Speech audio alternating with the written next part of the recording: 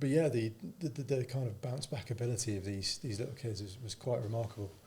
Some little kid got an aid sack on his own, and you could see him stuffing all the aid in. It's bigger than he was.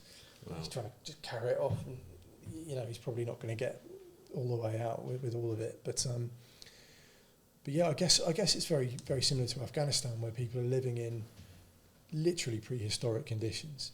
Mud huts, agriculture by hand. This is like pre-industrial revolution stuff. But they just get on with it.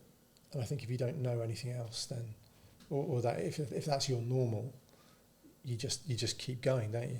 Just striving for those basic needs, aren't you? Exactly. And if you look at how we lived in Afghanistan, where we were washing our clothes once a week and sleeping on the floor. My first tour, I didn't even have a DOS bag. I didn't see my Bergen the whole time I was there. I had what I had in my day sack, so I slept in my softie on the floor every night, and that just became normal.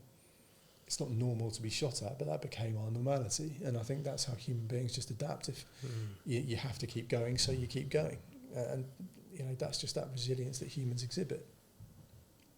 Fascinating. So, what would you say to? And I'm kind of going to bring it back to today and what's sort of happening political. How does this come to an end? It's. You talked about when Israel stops, but you've got a big political sort of debate going on globally as saying, well, hang on a minute, this just needs to stop because we're seeing the wrong images. It's the people are starting to acknowledge that there's a lot of damage going on to the human race.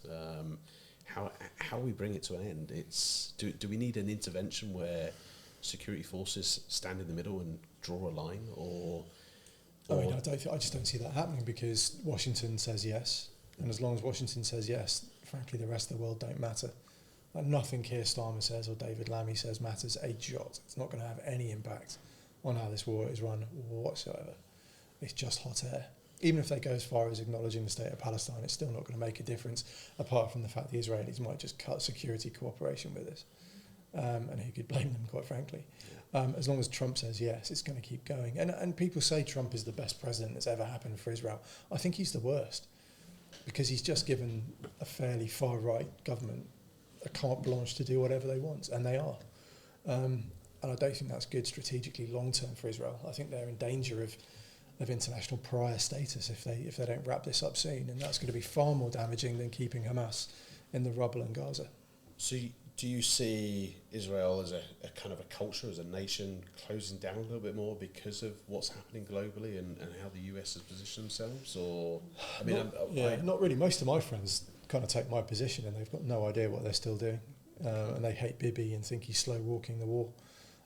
That's the majority opinion of my friends. Some of my friends do lean towards that right-hand position where they think they should fully occupy and maybe even annex. Some people I know despise Bibi to the point where nothing he does could ever be good. So, and again, it goes back to my point earlier. It's about just parking the extremes, and letting them do their thing, and focusing on the people who are willing to engage and have a back and forth balanced conversation. So most Israelis I know are just like almost as annoyed as kind of people in the West are, and they just think this should be over. Wow.